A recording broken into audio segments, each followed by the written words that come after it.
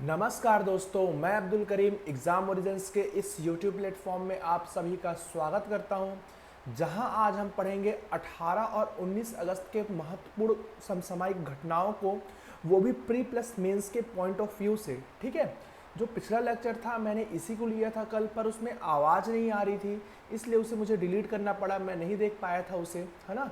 तो ये मैं दोबारा इसे रिकॉर्ड करके डाल रहा हूँ क्योंकि वो उसमें वॉइस नहीं आ रही थी। ठीक है, तो चलिए अब हम देखते हैं 18 से 19 अगस्त की कुछ महत्वपूर्ण घटनाओं को। ठीक है, तो सबसे पहला हमें ये देखना है कि विश्व का पहला कौन सा देश है जिसने सैनिटरी पैड्स को क्या कर दिया है, फ्री। ठीक है, ये महिला स्वास्थ्य से संबंधित कुछ यहाँ पर हम मुद्दे हैं जो वो देखेंगे। ठीक है, उसके बाद दूसरा कौन क्या है, दूसरा है हमारे पास गुलाबी हीरा। तो अभी एक देश में गुलाबी हीरा मिला है, तो हम उसके ऊपर भी क्या करेंगे, यहाँ पर चर्चा करेंगे। ठीक है, चलिए अगला है हमारा पीट कोल। तो पीट कोल का हमारा भारत देश में क्या किया जा रहा है, आयात किया जा रहा है। ठीक है, तो इसके क्या क्या लाभ हैं, इसकी क्या क्या हानियां हैं, पर्यावरण पर क्या प्रभाव पड़ेगा, इस दृष्टिकोण से हमें 360 एंगल से हम इसको कंप्लीट करेंगे। ठीक है, फिर उसके बाद क्या है, भारत में महिलाओं से संबंधित मुद्दे। तो एक मुद्दा आया है, हम वो देखेंगे। ठीक है, उसके बाद वायु प्रदूषण के ऊपर एक रिपोर्ट आई है, हम वो भी यहाँ पर देखेंगे। उसके बाद केंद्र सरकार ने अभी हाल ही में एक अनुमान लगाया है कि भाई चावल का उत्पादन कितना होगा 2021-22 में। कब, 2021-22 में। ठीक है, तो एक अनुमान है, हम वो भी देखेंगे। अगला टॉपिक है पर्यावरण से। पर्यावरण इन द सेंस कि आर्कटिक क्षेत्र में क्यों गर्म हवाएं बहुत तेज चलने लगी हैं।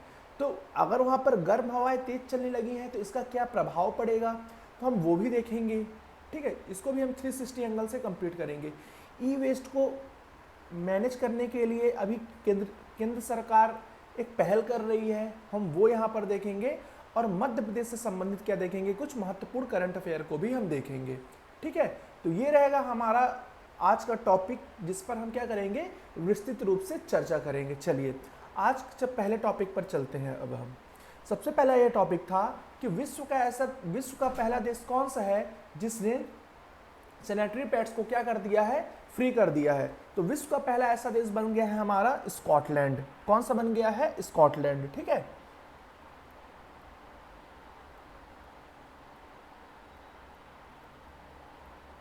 स्कॉटलैंड। ठीक है, अब स्कॉटलैंड क्या कर रहा, तो स्कॉटलैंड क्या कर रहा है, जितने भी वहां के सार्वजनिक स्थल है, क्या सार्वजनिक स्थल है,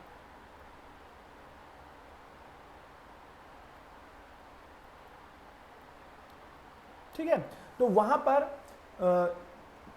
स्कॉटलैंड की सरकार वो सैनिटरी पैड्स क्या कराएगी, उपलब्ध कराएगी महिलाओं को। तो ये थी यहाँ पर मुख्य खबर, और ये प्रीलिम्स के दृष्टिकोण से भी इंपॉर्टेंट है कि विश्व का पहला ऐसा कौन सा देश है जिसने महिलाओं के लिए सैनिटरी पैड्स को फ्री कर दिया है। तो आपको याद रखना है स्कॉटलैंड। ठीक है, अब हम चलते हैं आगे, कुछ हम क्या देखते हैं, अब हम मेंस के दृष्टिकोण से अब हम इसे कैसे कंप्लीट कर सकते हैं। सबसे पहले ये बोला जा रहा कि भाई मासिक धर्म के दौरान, क्या बोल रहा है ये, मासिक धर्म के दौरान अर्थात पीरियड्स के दौरान महिलाओं को प्रति एक दिन में कम से कम 3 से 4 बार पैड्स बदलने की आवश्यकता होती है। पर क्या होता है कि जो महिलाएं होती हैं मासिक धर्म के दौरान, ये इतनी ज़्यादा क्या नहीं होती, इसके प्रति जागरूक नहीं होती। क्या नहीं होती, जागरूक नहीं होती। और क्या है, इसके प्रति वो साक्षर भी नहीं है। क्या नहीं है, वो साक्षर भी नहीं है, जिस कारण क्या हो रहा, उन्हें गंभीर बीमारियों का सामना करना पड़ रहा। क्या करना पड़ रहा, गंभीर बीमारियों का सामना करना पड़ रहा। एक ये टॉपिक हुआ। दूसरा क्या हुआ, दूसरा ये हुआ भाई कि इस मुद्दे पर सार्वजनिक रूप से कहीं पर बात नहीं की जाती। कहां पर, सार्वजनिक रूप से बात नहीं की जाती, है ना। जब सार्वजनिक रूप से बात नहीं की जाएगी तो सिंपल सी बात है, इसके प्रति जो जागरूकता है, जो सामाजिक अवेयरनेस है, इसके प्रति जो साक्षरता है, जो गंभीरता है, वो हमारी बच्चियां नहीं ले पाती हैं, है ना। तो ये क्या है, एक बहुत बड़ी समस्या है। एक दूसरा ये भी समस्या है कि भाई हमें एक दिन में कम से कम 3 से 4 पैड्स बदलने की आवश्यकता है। पर भाई बहुत सारी ऐसी जो हमारी बच्चियां हैं जो आर्थिक रूप से वो सशक्त नहीं होता, उनका परिवार आर्थिक रूप से क्या है, वो सशक्त नहीं होता, जिस कारण वो क्या है, ये पैड्स वगैरह नहीं ले पाती हैं। आपको ये भी याद रखना है। इसी तरीके से यूनिसेफ ने एक आंकड़ा दिया है। क्या है? यूनिसेफ ने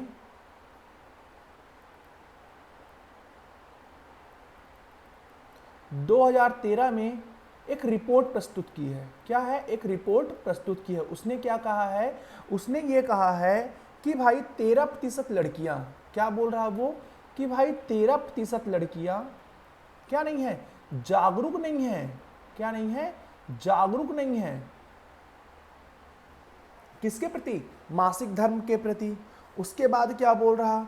उसके बाद ये बोल रहा जो 60% बच्चियां हैं हमारी, वो स्कूल नहीं जाती हैं। क्या बोल रहा वो? स्कूल नहीं जाती हैं, स्कूल नहीं जाती हैं।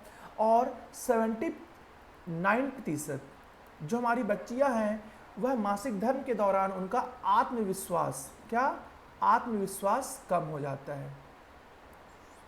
ठीक है, तो ये कुछ टॉपिक है। अब देखिए, जब वो जागरूक नहीं होंगी और जब वो स्कूल नहीं जाएंगी, ठीक है, जब वो स्कूल नहीं जाएंगी तो सिंपल सी बात है वो शिक्षा में पिछड़ जाएंगी। क्या होगा? शिक्षा में पिछड़ जाएंगी। जब वो शिक्षा में पिछड़ जाएंगी तो क्या आएगी? असमानता क्रिएट हो जाएगी। असमानता देखी जाएगी नहीं कि भाई जो लड़के हैं और लड़कियों में क्या असमानता देखी जाएगी। फिर उसके बाद क्या होगा कि भाई गंभीर बीमारियों से ग्रसित हो जाएंगी। क्या? गंभीर बीमारियों से ग्रसित हो जाएंगी। तो ये कौन बोल रहा है? यूनिसेफ बोल रहा। अब एक और रिपोर्ट है हमारे पास, राष्ट्रीय परिवार सर्वेक्षण रिपोर्ट।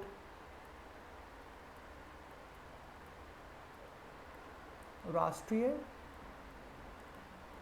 परिवार सर्वेक्षण रिपोर्ट। ठीक है, अब ये क्या बोल रहा? ये है, ये थोड़ा सा तारीफ कर रहा है। क्या बोल रहा है कि भाई भारत की जो 15 से 24 साल तक की जो महिलाएं हैं वो 58%, कितनी? 58% क्या है? जागरूक हैं। क्या है? जागरूक हैं। किसके प्रति? मासिक धर्म के प्रति। पर वहीं पे अगर आप देखें तो 32%, 32% जो हमारी महिलाएं हैं वह अभी भी क्या है, इसके प्रति जागरूक नहीं है। क्या नहीं है? जागरूक नहीं है, या फिर साक्षर नहीं है। ठीक है, ये क्या है? ये सभी समस्याएं हैं। ठीक है, अब क्या है? अब हमें क्या, अब भाई इतनी सारी समस्याएं हैं तो आपको कुछ सुझाव देना पड़ेगा कि भाई अब हमें करना क्या चाहिए। ये सभी तो समस्या है, हमें क्या करना चाहिए? सबसे पहले हमें क्या करना चाहिए? तो सबसे पहले हमें क्या करना चाहिए कि भाई सामाजिक जागरूकता लानी चाहिए। क्या लानी चाहिए? सामाजिक जागरूकता। अब सामाजिक जागरूकता आएगी कैसे? तो भाई आप इसके ऊपर फिल्म बना सकते हैं, इसके ऊपर आप धारावाहिक बना सकते हैं। ठीक है, और फिल्म की बात की जाए तो एक फिल्म आपको बहुत ज़्यादा चर्चा में रही है, वो आपको पता ही है, अक्षय कुमार की पैडमैन। ठीक है, दूसरा आप क्या कर सकते हैं? दूसरा ये बोला गया है कि आप सूक्ष्म और लघु उद्योग, सूक्ष्म और लघु उद्योग को बढ़ावा दें। किस क्षेत्र पे? जहां जो ये सूक्ष्म और लघु उद्योग क्या कर रहे हैं? पैड्स बना रहे हैं। क्या बना रहे हैं? नैपकिन पैड्स बना रहे हैं, सैनिटरी पैड्स।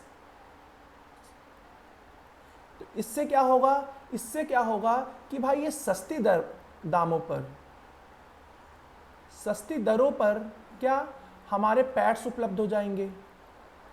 जब सस्ती दरों पर पैड्स उपलब्ध हो जाएंगे तो इसकी जो पहुंच होगी, इसकी जो पहुंच होगी वो सभी वर्गों तक हो जाएगी, चाहे वो गरीब हो चाहे वो अमीर हो। ठीक है, अब हमें क्या करे सरकार? अब सरकार एक और चीज कर सकती है,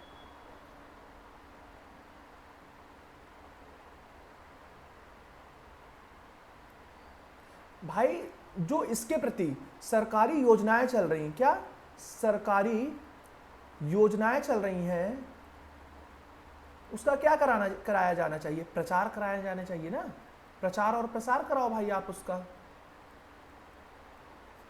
ठीक है ना। और उसके बाद क्या होना चाहिए, जो हमारी आंगनबाड़ी केंद्र हैं, आंगनबाड़ी केंद्र हैं, उसके माध्यम से ही क्या किया जाना चाहिए, जागरूकता कार्यक्रम चलाया जाना चाहिए, ठीक है। तो इन सभी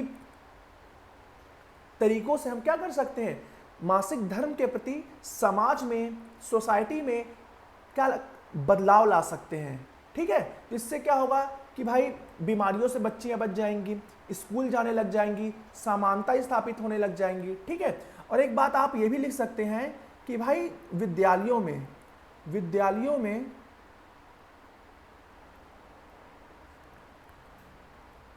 जो महिला शिक्षक हैं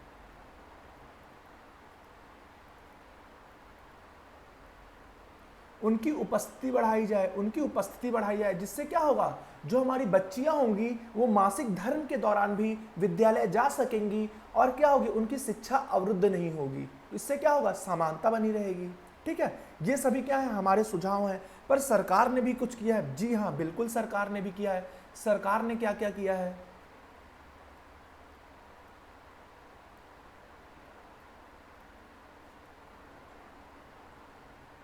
सरकार ने सबला कार्यक्रम संचालित किया है, क्या, सबला, ठीक है।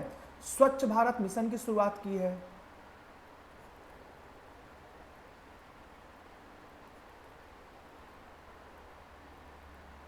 ठीक है।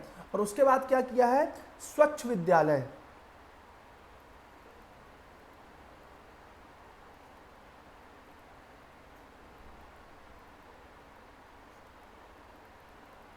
स्कीम, ठीक है। ये सभी क्या है, ये सभी प्रयास हैं जो सरकार के द्वारा किए गए हैं और ये कुछ हमारे सुझाव हैं जिसके माध्यम से हम क्या करते हैं, क्या कर सकते हैं कि भाई हम मासिक धर्म के बारे में जागरूकता ला सकते हैं। और इन सभी सुझावों को अगर हम मूर्त रूप प्रदान कर दें तो इस समस्या का क्या हो जाएगा, समाधान हो जाएगा, ठीक है। तो हमें ये सब चीज़ें बहुत अच्छे से उपयोग करना है इसका। कहाँ पर, तो जो महिलाओं से संबंधित मुद्दे हैं, जीएस पेपर 2 के पार्ट 2 के यूनिट 5 में आप उसका यहाँ पर उपयोग करेंगे। उसके बाद आप इसका उपयोग निबंध में कर सकते हैं, क्या कर सकते हैं, निबंध में आप इसका उपयोग बहुत ही सुंदर तरीके से कर सकते हैं। अब हम चलते हैं आगे। अगला है हमारा गुलाबी क्या है, हीरा, ठीक है। तो गुलाबी हीरा क्या है, अब हम वो देखते हैं, ठीक है। चलिए, तो गुलाबी हीरा क्या है कि अभी इसे पाया गया है, क्या पाया गया है, गुलाबी हीरा।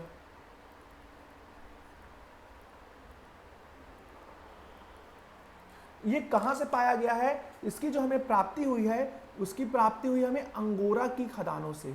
कहां से, अंगोला की खदानों से।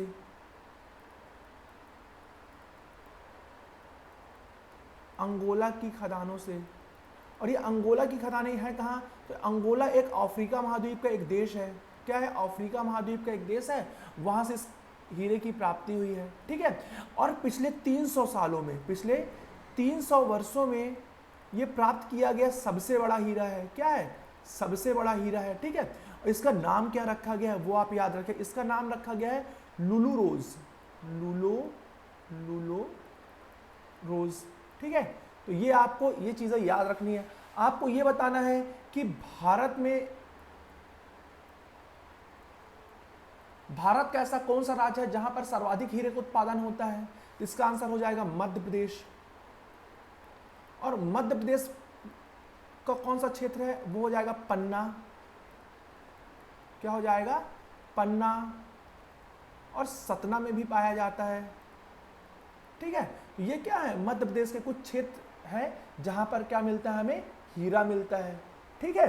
अब हम चलते हैं आगे। अगला एक टॉपिक है हमारे पास कि भाई हमने पेट कोल का, हमने क्या किया है, पेट कोयले का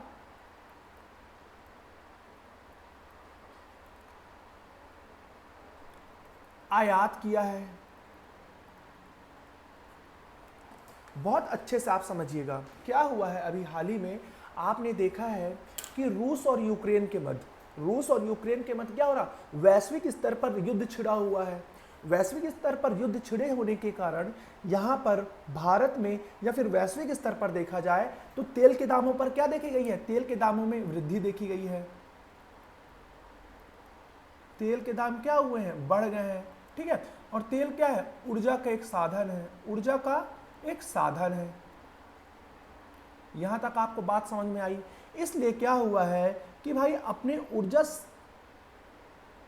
मांगों को पूरा करने के लिए अभी भारत ने वेनेजुएला से, कहां से, वेनेजुएला से पेट कोल को आयात किया है।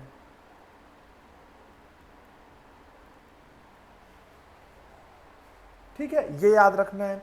क्या सर ये पहली बार है जो हमने पेट कोल आयात किया है? जी नहीं, इसके पहले भी, इससे पहले, इस बार तो हमने वेनेजुएला से पहली बार मंगाया है, पर इसके पहले हम ब्रिटेन और सऊदी अरब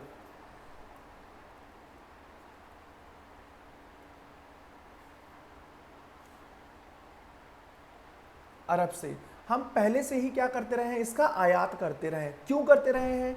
कि भाई इससे हम अपनी ऊर्जा आवश्यकताओं की पूर्ति कर सकें, ऊर्जा आवश्यकताओं की पूर्ति कर सकें।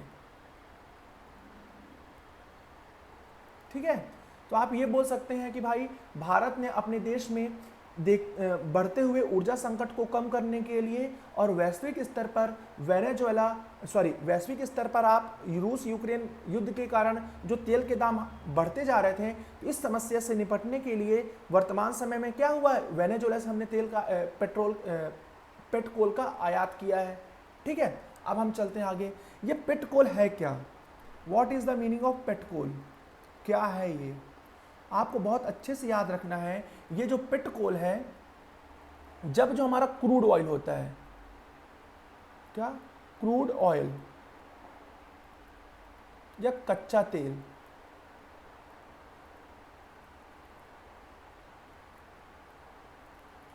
जब हम संशोधन करते हैं, शोधन करते हैं, तो इससे हमें क्या मिलता है, पेट्रोल और डीजल मिलता है। ठीक है, और इसी शोधन कार्य के दौरान बाय प्रोडक्ट के रूप में हमें पेट कोल मिलता है। पेट कोल में क्या होता है, इसमें कार्बन की मात्रा अधिक होती है, जिस कारण हम इसका उपयोग कहाँ करते हैं, कोयले के ऊर्जा के रूप में करते हैं। और ये कोयले से भी सस्ता होता है, ये भी याद रखना है। ये क्या होता है, कोयले से भी सस्ता होता है, कोयले से सस्ता होता है। तो इसलिए वर्तमान में जो भारत की जो औद्योगिक इकाइयां हैं, जैसे सीमेंट उद्योग और कपड़ा उद्योग, यहां पर हमें इस पेट्रोल का क्या देखने को मिलेगा, सर्वाधिक मात्रा में उपयोग देखने को मिलेगा। ठीक है, आपको ये याद रखना है। उसके बाद आपको क्या याद रखना है भाई, पर इसके क्या है, दुष्प्रभाव बहुत अधिक हमें देखने को मिलते हैं। क्या देखने को मिलता है, इसका दुष्प्रभाव, इसका परिणाम क्या है, तो हमें बहुत अधिक इसका दुष्प्रभाव देखने को मिलता है। किस किस क्षेत्र पर मिलता है, तो सबसे पहले ये क्या है, एक ग्रीन हाउस गैस उत्पन्न करता है, और उसका नाम क्या है, सल्फर। ठीक है, सल्फर का ये सर्वाधिक उत्पादन करता है, और ये और बहुत अधिक जहरीली गैसों का भी उत्पादन करता है, जैसे कि नाइट्रस ऑक्साइड। और ये आपको ये भी याद रखना है, ये कोयले से भी ज्यादा प्रदूषण करता है ये। ठीक है, जितना आप कोयला जलाएंगे ना, कोयला जलाने से भी क्या होगा, प्रदूषण होगा, पर जब आप पिट कोल जलाते हैं ना, तो कोयले से भी ज्यादा प्रदूषण हमें देखने को मिलता है। अब जहरीली गैसों की बात की जाए तो यहां पास नाइट्रस ऑक्साइड है,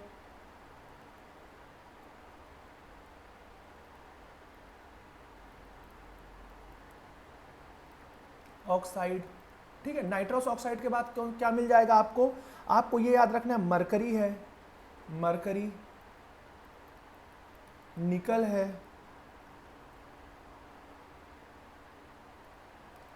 हाइड्रोक्लोराइड है,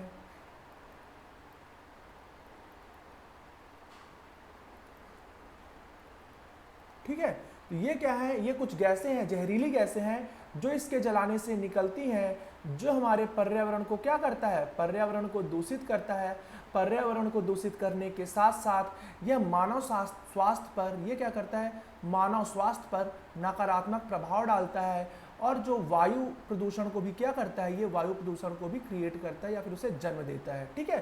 तो ये क्या करना है, आपको याद रखना है। और आप इसका उपयोग कहाँ करेंगे, पर्यावरण वाले टॉपिक में, पर्यावरण वाले टॉपिक में, ऊर्जा वाले टॉपिक में, ठीक है। और ये कहाँ पर है आपका, मेंस पे, जीएस पेपर 3 में यूनिट 8 और 9, ठीक है। वहाँ पर आप इस डाटा का बहुत अच्छे से उपयोग कर सकते हैं। ऊर्जा वाले में आप पेट कोल को तो आप सकारात्मक रूप से बता सकते हैं, पर नकारात्मक रूप से जो इसका प्रभाव है उसका उपयोग आप कहाँ कर सकते हैं, पर्यावरण वाले मुद्दे में आप बहुत अच्छे तरीके से कर सकते हैं, ठीक है। तो वर्तमान समय में सरकार को हरित ऊर्जा के ऊपर, हरित ऊर्जा के क्षेत्र में क्या करने की आवश्यकता है, शोध कार्य करने की आवश्यकता है। हमें सौर ऊर्जा, पवन ऊर्जा, ज्वारी ऊर्जा,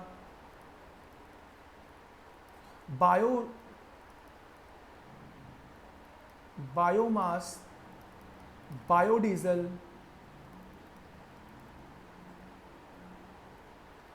इस क्षेत्र पर हमें क्या है, अब हमें कार्य करने की आवश्यकता है, वो भी किस तरीके से, तीव्र गति से, जिससे हम क्या करें, सतत विकास ऊर्जा अर्थात जो नवीकरणीय ऊर्जा है उसके माध्यम से हम पर्यावरणीय समस्याओं को क्या कर सके, कम कर सके, ठीक है।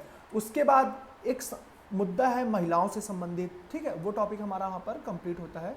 अगला है महिला से संबंधित मुद्दा, और आप इसका उपयोग कहाँ करेंगे, जीएस पेपर 2 में यूनिट 5 में, मतलब पार्ट 2 के यूनिट 5 में आप थोड़ा वहाँ पर देख लीजिएगा, ठीक है। अब यहाँ पर आप क्या आया है, तो यहाँ पर एक रिपोर्ट आई है, उस रिपोर्ट का क्या नाम है, public health foundation of India.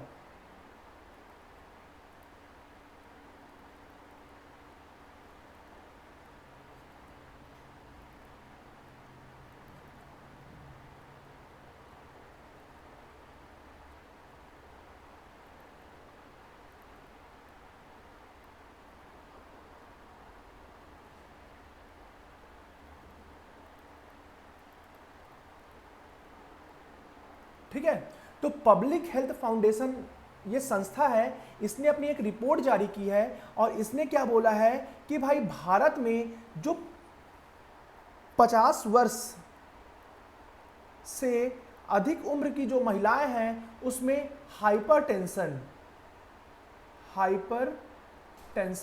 अर्थात उच्च रक्तचाप हमें अधिक देखने को मिलता है पुरुषों की अपेक्षा। अच्छा, ठीक है, तो ये छोटा टॉपिक है यहाँ पर, जो कि public health foundation of India एक संस्था है, इसने अपनी एक रिपोर्ट जारी की और उसने क्या कहा कि भाई पुरुषों की अपेक्षा महिलाओं में क्या हमें उच्च रक्तचाप या पर हाइपरटेंशन हमें अभी अधिक देखने को मिलता है, पहला पॉइंट।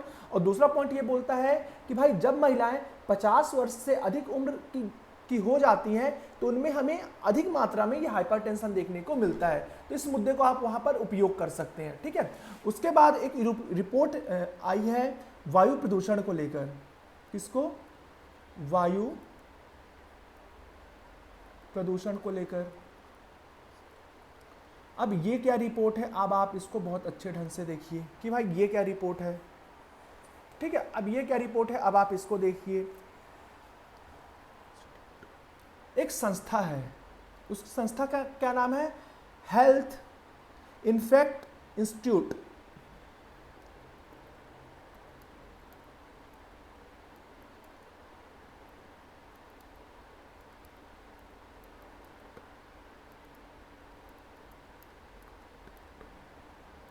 ठीक है, इस संस्था ने विश्व के 7000 शहरों, कितने, विश्व के 7000 शहरों पर शोध किया और इस शोध के उपरांत ये पता चला कि जो हमारा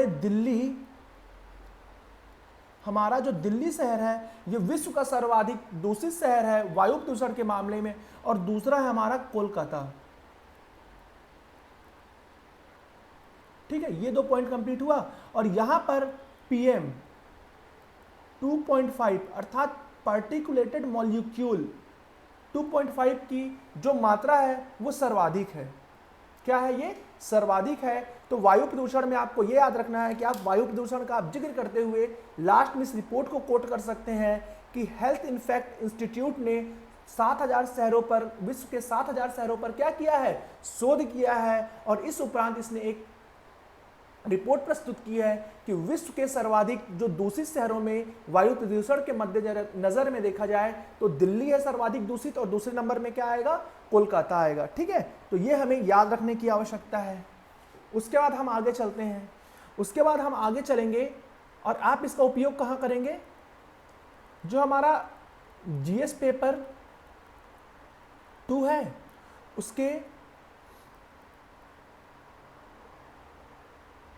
यूनिट 3 में आप इसका उपयोग करेंगे। मानव जनित आपदा, आपदा वाला जो टॉपिक है वहां पर आप इसका उपयोग कर सकते हैं। ठीक है, ये आपको याद रखना है। उसके बाद अभी हाल ही में केंद्र सरकार ने, किसने? केंद्र सरकार ने एक अनुमान लगाया है। क्या लगाया है? अनुमान लगाया है। और आप इसका उपयोग कहां करेंगे? GS पेपर 2 में, इकोनॉमी में, कि भाई 2021-22 में जो चावल का उत्पादन होगा, किसका? चावल का जो उत्पादन होगा वो कितना होगा? 315 मिलियन टन।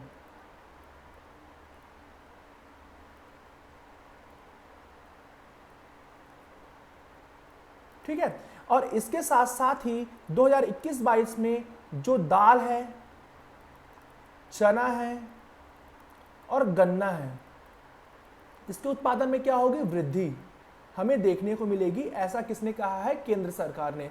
अब हमारे पास एक शब्द आ गया है चावल। ठीक है, ये चावल कैसी फसल है ये आपको याद रखना है। तो ये खरीफ की फसल है। किसकी है? खरीफ की। पहला पॉइंट। दूसरा पॉइंट, चावल के उत्पादन के लिए आवश्यक दशाएं कौन कौन सी है? तो सबसे पहला आपको ये याद रखना आवश्यक दशाओं में कि भाई यहां पर 25 डिग्री सेल्सियस तक का क्या होना चाहिए? तापमान होना चाहिए। पहला पॉइंट। दूसरा क्या बोल रहा? 100 सेंटीमीटर से अधिक वर्षा होनी चाहिए। 100 सेंटीमीटर से क्या होनी चाहिए? अधिक वर्षा होना चाहिए। उसके बाद क्या है? भारत में सर्वाधिक जो चावल का उत्पादन होता है वो किस राज्य में होता है? इसका आंसर हो जाएगा पश्चिम बंगाल। उसके बाद कहां होता है? यूपी में होता है। उसके बाद कहां होता है? पंजाब में होता है। ठीक है, ये आपको याद रखना है। उत्पादन सर्वाधिक कहां होता है? और पश्चिम बंगाल में कुछ खास किस्म है क्या? जी हाँ है। वो है अमन, ओस और बोरो। ठीक है, ये क्या है? ये कुछ खास किस्म है जिसका उत्पादन कहां होता है? पश्चिम बंगाल में होता है। इसके बाद हम आते हैं मध्य प्रदेश में। कहां पर आते हैं? मध्य प्रदेश में। ठीक है,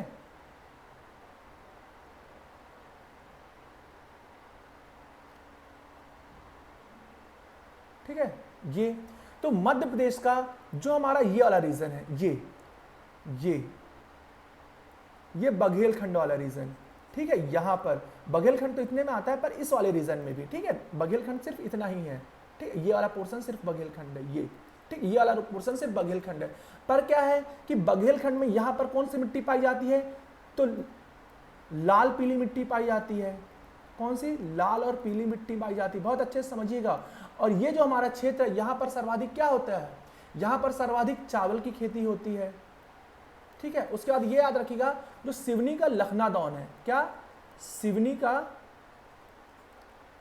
लखनादौन।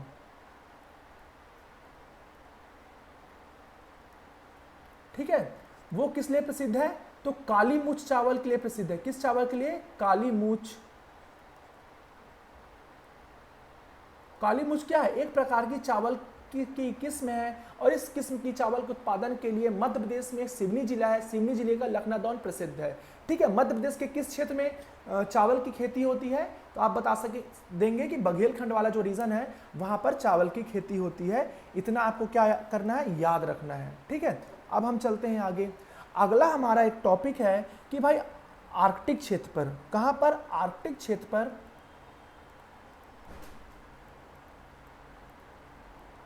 पर जो गर्मी है अर्थात जो गर्म हवाएं हैं वो क्यों चलने लगी हैं। ठीक है, बहुत अच्छे से आप इस टॉपिक को समझिएगा। आर्कटिक क्षेत्र पर जो निरंतर है वो गर्म हवाएं अर्थात जो शीत ग्रीष्म लहरें हैं उसका वहां पर क्या देखा जा रहा, निरंतर बारंबारता देखी जा रही है। अर्थात जो गर्म हवाएं हैं वो निरंतर बहुत तेजी से वहां पर चल रही हैं और जो गर्म हवाएं है ना उसका तापमान निरंतर और क्या होता जा रहा, बढ़ता जा रहा। गर्म हवाएं तो तेजी से बढ़ ही रही हैं और उसका तापमान भी बढ़ता जा रहा। ठीक है, तो इससे क्या होगा, ये जो हमारा क्षेत्र है ये क्या है, ये बर्फ से ढका हुआ है। क्या है, बर्फ से ढका हुआ है। तो सिंपल सी बात है, जब यहां पर गर्म हवाएं बढ़ेंगी और उसका तापमान भी बढ़ेगा तो क्या होगा, जो वहां की जो बर्फ है वो क्या होंगी और तीव्र गति से पिघलने लगेंगी। ठीक है, ये जो गर्म हवाएं वहां पर चल रही हैं इसका कारण क्या है, इसका कारण है ग्लोबल वार्मिंग। क्या है, ग्लोबल वार्मिंग। ठीक है, ये याद रखना है। ग्लोबल वार्मिंग क्या है, तो ग्लोबल वार्मिंग को आप साधारण शब्दों में समझ सकते हैं कि भाई पृथ्वी के समान तापमान जो है पृथ्वी का, उस तापमान से जब अधिक तापमान होने लगता है निरंतर तो उसे हम क्या बोल देते हैं, ग्लोबल वार्मिंग। अर्थात पृथ्वी के तापमान में वृद्धि होने की जो घटना है उसे हम क्या बोलेंगे, ग्लोबल वार्मिंग बोलेंगे। तो ये क्यों होता है, इसका कारण क्या है, इसका कारण क्या है, तो इसके दो कारण हैं। ग्लोबल वार्मिंग कितने कारण हैं, दो कारण हैं। एक है मानव जनित कारण और दूसरा क्या है, प्राकृतिक कारण।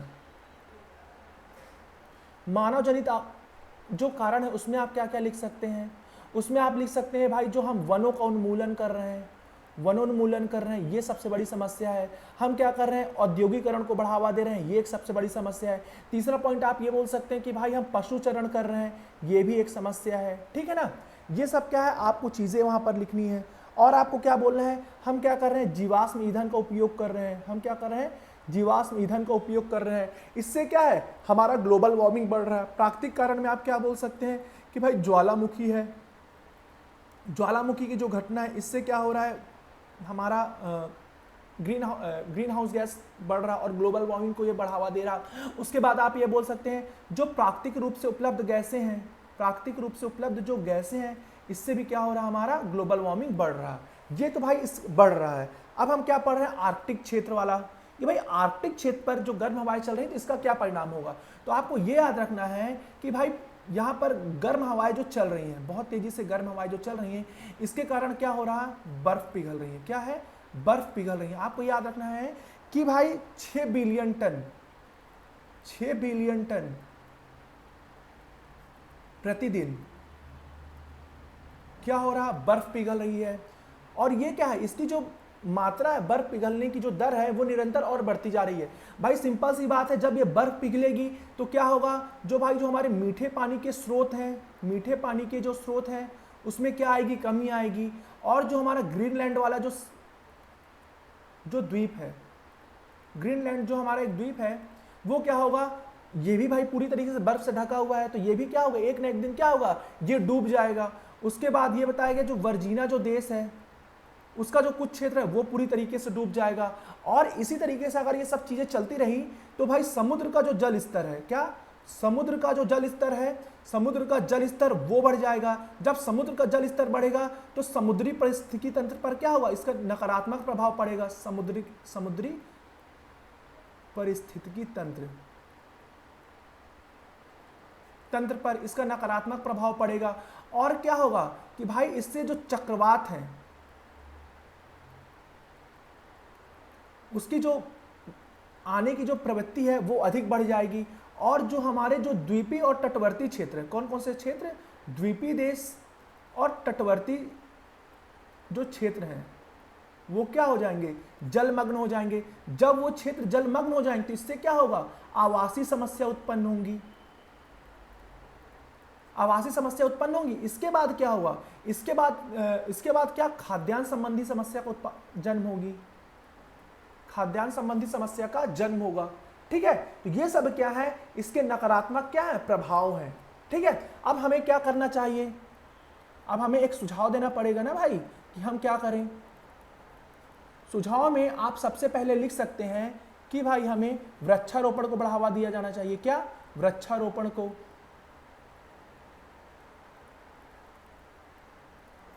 पहला पॉइंट। दूसरा हमें क्या करना चाहिए, हरित ऊर्जा की ओर क्या करना चाहिए, अपने कदम लेके जाना चाहिए। तीसरा हमें क्या बोल सकते हैं, हमें सतत विकास करने की आवश्यकता है, अर्थात हमें पर्यावरण और उद्योगों के मध्य क्या करना चाहिए, एक समन्वय स्थापित करना चाहिए। उसके बाद क्या करना चाहिए हमें, उसके बाद हमें यह याद रखना है कि भाई हम जल का समुचित उपयोग करें, जल का समुचित उपयोग करें, ठीक है। और उसके बाद हमें अपनी जीवन शैली को परिवर्तित करने की आवश्यकता है। किसे, जीवन शैली को। अब क्या हुआ है कि भाई यहां पर देखा गया कि यहां पर एसी का सर्वाधिक उपयोग बढ़ा है, गर्मी के कारण क्या हो रहा, एसी का उपयोग बढ़ रहा, तो हमें प्राकृतिक संसाधनों की ओर, हमें क्या, प्राकृतिक संसाधनों की ओर बढ़ने की आवश्यकता है, ठीक है। तो हम क्या पढ़ रहे थे भाई कि भाई जो हमारा जो आर्कटिक क्षेत्र है वहां पर निरंतर क्या हो रहा, गर्म हवाओं की बारंबारता देखी जा रही है कि भाई, और गर्म हवाएं चल रही हैं वो तो ठीक है, पर उसके तापमान में भी क्या देखा जा रहा है, निरंतर वृद्धि देखी जा रही है, जिस कारण जो हमारा आर्कटिक वाला जो रीजन है उसकी बर्फ पिघलते जा रही है, ठीक है। और अब मैं आपको लास्ट में ये भी बता दूं आर्कटिक वाला क्षेत्र कौन सा है, ये क्या है, हमारी प्यारी सी पृथ्वी है। क्या है, प्यारी सी पृथ्वी, ठीक है। जो ये वाला रीजन है, ये वाला रीजन उत्तरी पोल का, ये आर्कटिक है, और ये वाला जो रीजन है ये अंटार्कटिक है। तो ये दो पॉइंट क्या करना है, आपको याद रखना है, ठीक है। अब हम चलते हैं आगे। अगली जो हमारी न्यूज है वो आपको याद रखना है ई वेस्ट से। ई वेस्ट में सिर्फ आपको ये याद रखना है,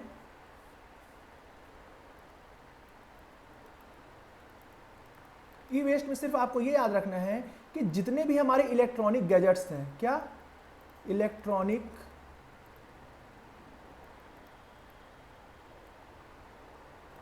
जो गैजेट्स हैं इनके जो चार्जर होंगे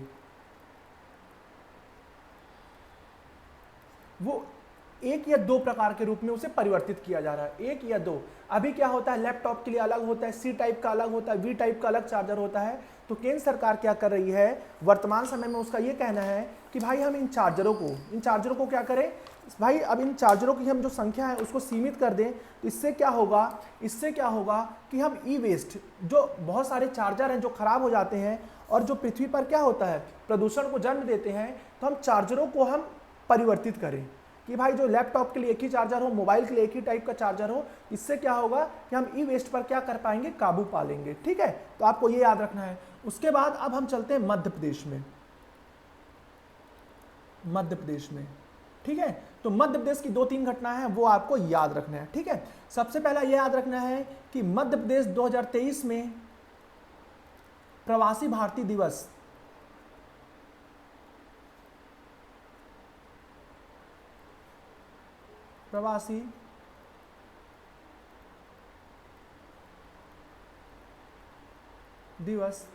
का आयोजन कर रहा, कहां पर, इंदौर में, ठीक है। तो प्रीलिम्स पॉइंट ऑफ व्यू से इंपॉर्टेंट है, प्रारंभिक परीक्षा के दृष्टिकोण से भाई प्रवासी भारतीय दिवस 2023 का आयोजन कहां किया जाएगा, तो मध्य प्रदेश के इंदौर शहर में आयोजन किया जाएगा। और जो हमारा मध्य प्रदेश है वो भारत का पहला ऐसा राज्य है जिसने राज्य सांख्यिकी आयोग, क्या मैं बोल रहा हूं, राज्य सांख्यिकी आयोग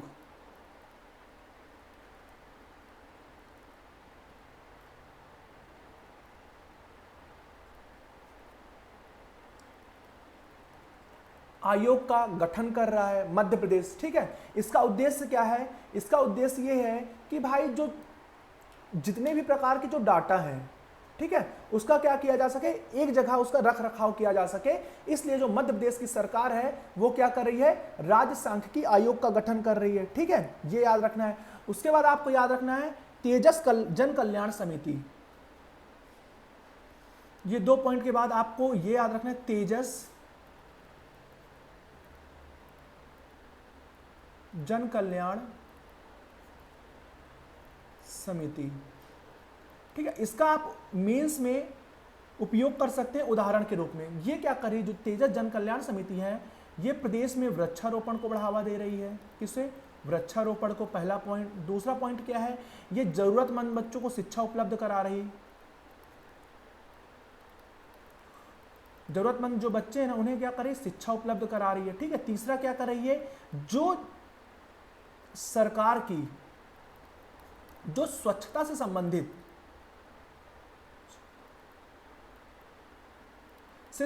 जितने भी कार्यक्रम हैं उसके प्रति समाज में जागरूक ला रही है। क्या ला रही है? जागरूकता।